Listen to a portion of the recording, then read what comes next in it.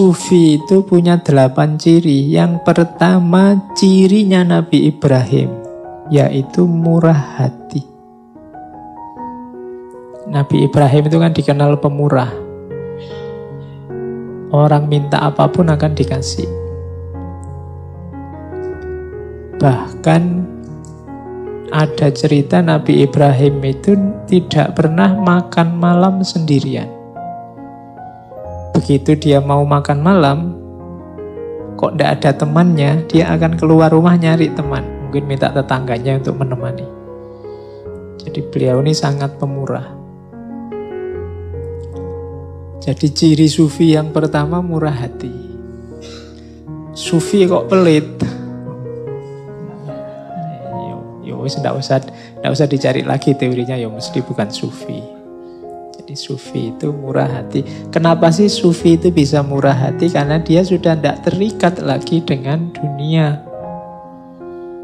Jangankan ada orang minta, orang tidak minta pun kadang-kadang kalau beliau mau, ya hartanya dibagi-bagi, dikasihkan siapa yang ingin. Jadi ciri pertama itu. Ciri kedua, cirinya Nabi Ismail, ridho. Sufi itu selalu ridho, selalu menerima, selalu rela apapun ketetapan Allah atas dirinya. Tidak ada sufi kok mengeluh, sambat. Kalau kita kan terbiasa mengeluh, jangankan dapat musibah, hujan aja kan kita mengeluh. Panas juga mengeluh. Itu malaikat yang ngurusi cuaca mesti bingung. Ini menungso, ini dikasih hujan sambat, dikasih panas sambat. Musim kemarau sambat, musim penghujan sambat. Kalau Nabi Ismail ridho, jangankan apa yang dimiliki, bahkan nyawanya sekalipun, kalau oleh Allah diminta, diberikan ikhlas. Kan kisahnya Nabi Ibrahim dapat wahyu untuk menyembelih. Dan Nabi Ismail tidak pakai mendebat bapaknya. Kalau kamu mungkin kamu ajak debat, itu Allah beneran apa? Apa buktinya? Itu mesti gitu. Kalau tidak bisa ditanya, kamu mesti nawar. Tapi kalau Nabi Ismail tidak. Nabi Ismail ngerti bapaknya Nabi, ya. Terus kalau memang itu perintahnya Allah, ya silahkan. Ya meskipun tidak bisa ditiru, besok bapakmu tiba-tiba, aku tadi malam mimpi, bapakmu bukan Nabi. Ya. Tapi ini pelajaran untuk ridho sebenarnya. Apa yang menimpamu, terimalah. Ikhlaslah. Jangan banyak mengeluh. Jadi sufi berarti ridho. Tidak ada sufi kok protes, komplain. Ya Allah, aku sudah capek-capek berdoa, kok tidak dikabul-kabulkan. Tidak ada begitu sufi. Sufi selalu ridho. Yang ketiga cirinya Nabi Yakub, sabar. Nah ini kalian semua sudah tahu cerita kesabaran seorang Nabi Yakub. Dari orang konglomerat kaya raya, akhirnya jatuh miskin. Anak-anaknya meninggal semua. Istrinya meninggalkan dirinya semua, tinggal satu. Terus beliau kena penyakit parah yang baunya luar biasa sehingga harus diasingkan dari masyarakatnya. Tapi beliau sabar. Jadi sabar berarti kayak ridho tadi, tidak mengeluh. Menerima semua yang ditimpakan Allah pada dirinya. Itu Nabi Yakub. Oke, yang keempat, cirinya sufi. Ini penting, yang keempat ini katanya Imam Junaid apa? Mampu berkomunikasi dengan bahasa isyarat. Sufi itu punya banyak rahasia karena mereka ma'rifat, ngerti macam-macam. Ada banyak hal yang tidak harus disampaikan begitu saja pada masyarakat, nanti banyak mafsadatnya, seperti ceritanya Al-Hallaj. Maka sufi harus pinter-pinter berkomunikasi dengan bahasa simbol-simbol. Yang semacam ini pelajaran dari Nabi Zakaria. Jadi Nabi Zakaria itu tidak punya anak sampai usia 90-an. Kemudian berdoa, saking sabarnya berdoa, akhirnya dikabulkan oleh Allah ya di usia 90-an itu. Sudah sama-sama tua. Istrinya juga sudah sangat tua. Begitu oleh Allah dibilang, kamu akan aku beri anak. Karena Nabi Zakaria terus tanya, buktinya apa? Buktinya adalah engkau ketika nanti berkomunikasi dengan masyarakatmu, kamu tidak bisa ngomong biasa semacam ini, tapi dengan kode-kode, dengan rumus-rumus. Illa romza.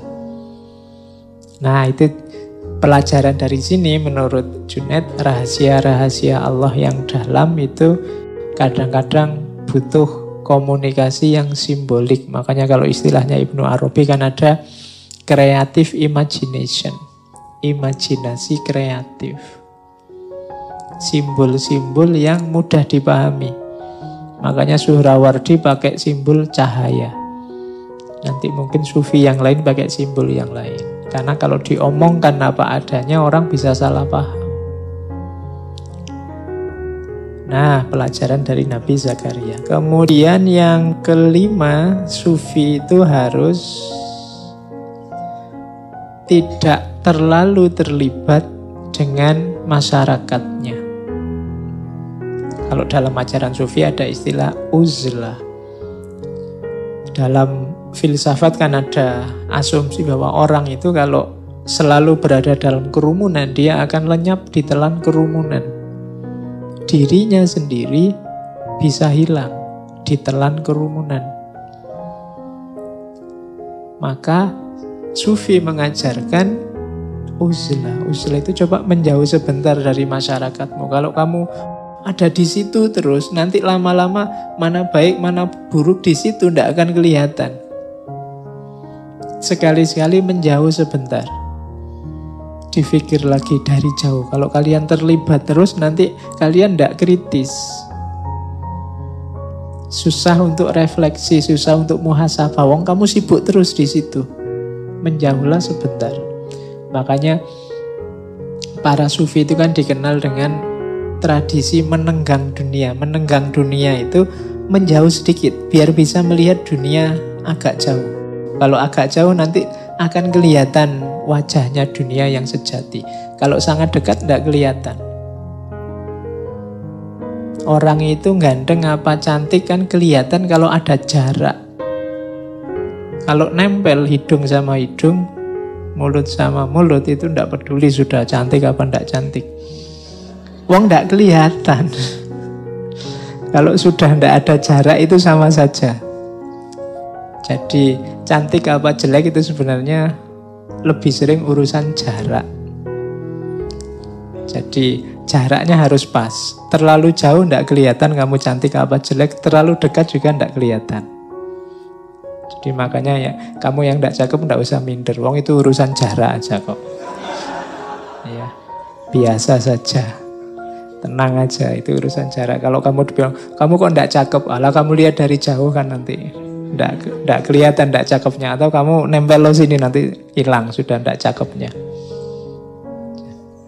Nah, Nabi Yahya ini salah satu nabi pemuda yang juga meninggal di umur yang muda, meneladankan pada kita tradisi uzlah.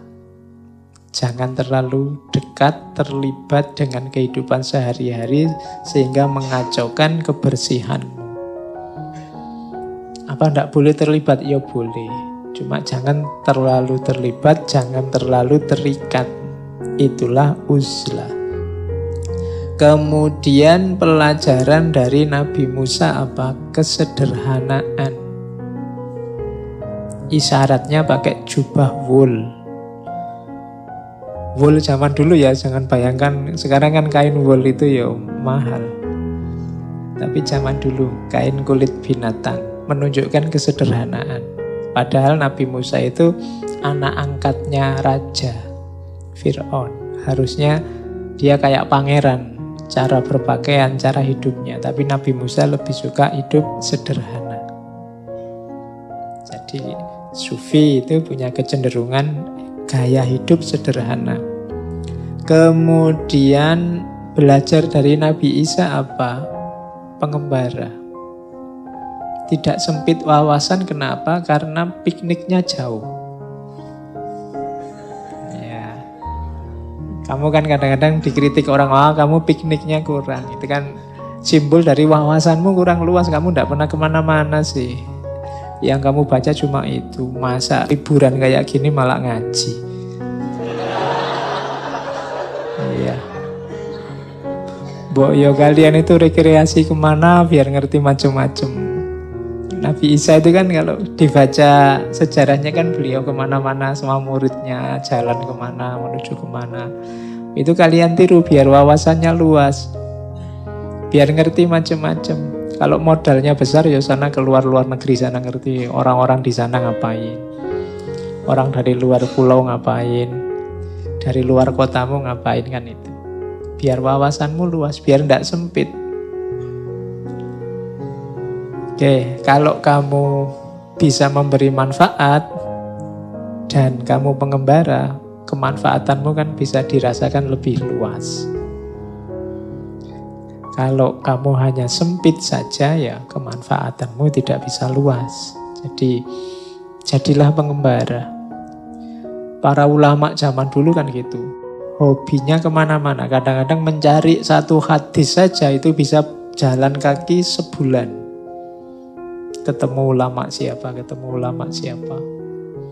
Para ilmuwan zaman dulu ada tradisi namanya rihlah ilmiah. Rihlah ilmiah itu ya perjalanan untuk mencari ilmu.